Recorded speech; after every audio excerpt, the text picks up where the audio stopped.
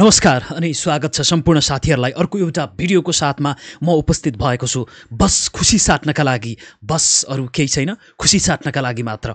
जहाँ Nepal world cup 2026 मा मात्र क्वालिफाई भएको छैन, च्याम्पियन पनि बन्न सफल भएको छ। एसियाको एसोसिएट कन्ट्री मध्येमा च्याम्पियन बनेको छ। युएई र ओमान जस्तो टिम, ती टिमलाई पनि पछाड्दै नेपाल च्याम्पियन बनेको छ वर्ल्ड कप क्वालिफायरको।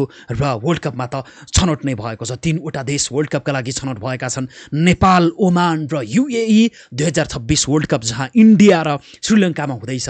र यो वर्ल्ड कप छनौट हुँदै गर्दा, च्याम्पियन हुँदै गर्दाखेरि यो टुर्नामेन्टमा, यो वर्ल्ड कप च्याम्पियनसिपमा नेपालले कुन कुन टिमसँग कति कति रनले जित्यो, कति कति विकेटले जित्यो, कुन खेलाडीबाट कस्तो भूमिका रह्यो, ती सम्पूर्ण कुराहरू आजको यो भिडियोमा जानकारी गराउनेछु।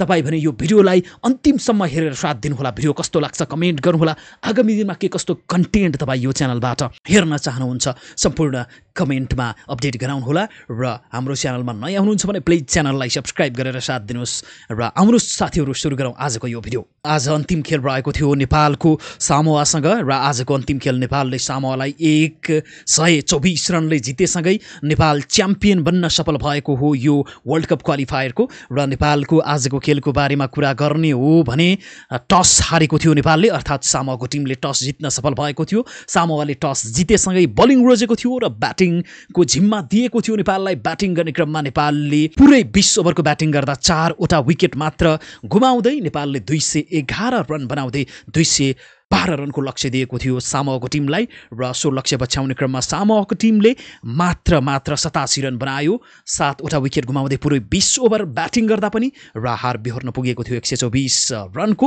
र नेपालका लागि कुन कुन खेलाडीले कति कति रन बनाए त भनेर तपाईँहरूलाई जानकारी गराउन गइरहेको छु। आजको खेलमा कुशल भुर्तेलबाट 15 बलमा 17 रन प्राप्त भएको थियो भने यता अर्का ओपनर अर्थात् प्लेयर अफ द म्याच पनि बनेका थिए आसिफ शेख भने 41 बलमा 69 रन बनाउन सफल भए। 7 वटा चौका, 4 वटा छक्का प्रहार गर्न सफल भएका थिए। त्यसै गरी आज तेस्रो नम्बरमा आए दिपेन्द्र सिंह ऐरी। उनले पनि राम्रो हिटिङ लगाए आजको खेलमा। 33 बलमा 53 रन बनाउन सफल भएका थिए भने आरिफ शेख आए। आरिफ शेखले पनि आज असफलता मिल्यो उनलाई, त्यति राम्रो सफलता मिलेन यसको मतलब। 7 बलमा मात्र 9 रन बनाउँदै उनी आउट भएका थिए। र नट आउट रहेका क्याप्टेन रोहित कुमार पौडेलले पनि आज 12 बलमा 21 रन बनाए। त्यसै गरी लोकेश बम आज नट आउट नै रहँदै 12 बलमा 39 रनको राम्रो इनिङ्स खेल्न सफल भएका थिए। र 3 वटा एक्स्ट्रा रन प्राप्त गरेको थियो नेपालले आज। र यससँगै 212 रनको लक्ष्य दिन सफल भएको थियो। र सामोआ विरुद्ध बलिङ गर्ने क्रममा नेपालले के कस्तो बलिङ गरे त त्यो पनि कुरा गर्नुहोस् आउनुहोस्। र आजको खेलमा 7 जना खेलाडीले चाहिँ बलिङ गरेका थिए नेपालको तर्फबाट, जहाँ करण केसीले 4 ओभरको बलिङ गर्दा 18 रन खर्चेर एउटा विकेट निकालेका थिए। निकै राम्रो बलिङ गरेका थिए आज। र त्यसै गरी दिपेन्द्र सिंह ऐरी 3 ओभरको बलिङ गरे, कुनै पनि विकेट त निकालेनन्, 15 रन खर्चेका थिए उनले आजको खेलमा। र नन्दन यादव 1 ओभरको मात्र बलिङ दियो उनलाई, 9 रन खर्चे एउटा ओभरबाट र कुनै पनि विकेट भने निकालेनन् उनले। त्यसै गरी ललित नारायण राजवंशीले भने आज निकाल्न सफल भए 3 वटा विकेट। आजको नेपालका लागि सर्वाधिक विकेट, 4 ओभरकै बलिङ गर्दा एउटा मेडल सहित 13 रन खर्चेर 3 वटा विकेट निकालेका हुन् ललित नारायण राजवंशीले। त्यसै गरी स्यान्डी यो टुर्नामेन्टको हाइएस्ट विकेट टेकर नेपालका लागि, जो दोस्रो नम्बरमा पनि रहेका छन्। र उनले आजको खेलमा एउटा विकेट लिएसँगै यो वर्ल्ड कप क्वालिफायरमा उनले 12 वटा विकेट निकाले। र त्यसै गरी सबैभन्दा मस्ट विकेट यो टुर्नामेन्टमा लिने खेलाडी भनेको कतारका मिर्जा बेग रहेका छन्। उनले 16 विकेट निकालेका थिए यो वर्ल्ड कप क्वालिफायरमा। र दुर्भाग्यवश उनको टिम चाहिँ वर्ल्ड कपमा क्वालिफाई भएन। र त्यसै गरी अर्का खेलाडी नेपालका लागि बलिङ गर्ने कुशल भुर्तेल 1 ओभरको बलिङ गर्दा 7 रन खर्चे, कुनै पनि विकेट निकालेनन्। क्याप्टेन रोहित कुमार पौडेलले भने 3 ओभरको बलिङ गरेका थिए आज, 14 रन खर्चे, एउटा विकेट निकाल्न सफल भएका थिए। यसरी आज नेपालले अन्तिम खेलमा जित निकाल्न सफल भएको थियो। जित निकालेसँगै च्याम्पियन बन्न सफल भएको थियो यो वर्ल्ड कप क्वालिफायरमा। र नेपालले आफ्नो पहिलो खेल भने खेलेको थियो यस टुर्नामेन्टमा, समूह चरण अन्तर्गत कुवेतसँग खेलेको थियो। कुवेतसँग पहिलो खेल खेल्ने क्रममा 58 रनको जित निकालेको थियो नेपालले भने। आफ्नो दोस्रो खेल खेल्ने क्रममा नेपालले समूह चरणमा जापानसँग खेलेको थियो। जापानसँग नेपालले 5 विकेटको जित निकालेको थियो।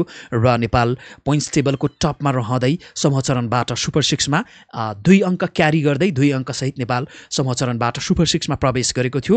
र सुपर 6 को पहिलो खेल नेपालले खेलेको थियो, निकै नै बलियो टिम युएई सँग खेलेको थियो। र युएई सँग नेपालले खेल्ने क्रममा युएई सँग सनसनीपूर्ण जित, निकै उत्कृष्ट जित निकालेको थियो, 1 रनको जित निकालेको थियो नेपालले।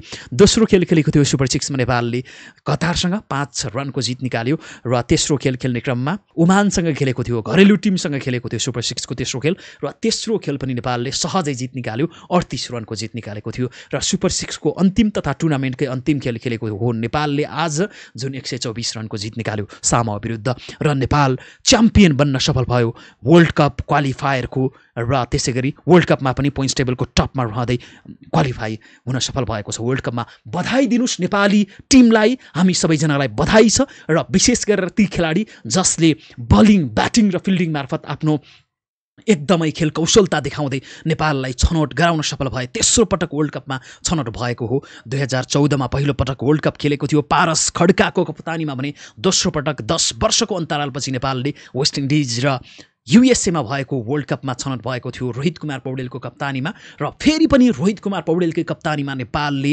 2026 को वर्ल्ड कपका लागि छनौट भएको छ। नेपाल, तपाईहरूलाई जानकारी रहोस्, नेपालले अब खेल्नेछ 2026 मा इन्डिया र श्रीलङ्कामा यो वर्ल्ड कप र वर्ल्ड कपको प्रतीक्षा गरौँ। अबको केही दिनमा लिग 2 का खेलहरू पनि सुरु हुँदैछ, जहाँ UAE मा हुनेछ लिग 2 का खेल र नेपालले खेल्नेछ UAE र युएसएसँग। त्यस खेलको अपडेटहरू पनि म लिएर आउनेछु तपाईँहरूमाझ।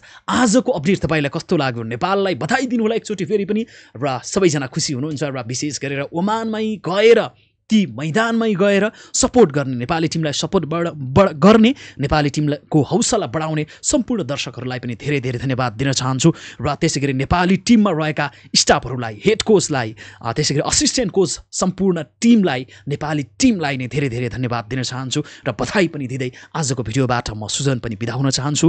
तपाईँको बाँकी समय शुभ बितोस्। नमस्कार।